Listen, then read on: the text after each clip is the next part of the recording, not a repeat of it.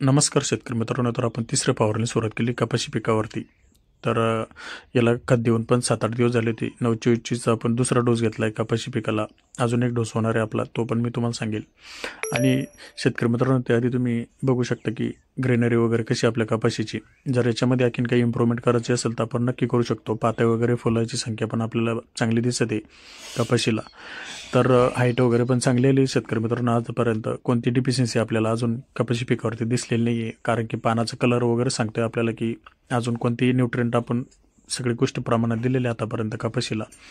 जर डिफिशियन्सी वगैरे आली पुढं तर आपण त्याच्यानुसारच डिफिशियन्सीवरती काम करणार कपाशीच्या. आणि आपल्याला जे अटॅक दिसलं शेतकरी मित्रांनो, मावा, तुडतुडा आणि पांढरी माशी आणि थ्रिप्स, त्यासाठी आपण पिप्रोनिल प्लस कबड्डी घेतलं आहे. आणि लिक्विडमधलं रोको घेतलं 41.5% आणि त्याच्यामध्ये नीम ऑइल घेतलं शेतकरी मित्रांनो ॲझॅमॅक्स नावानं.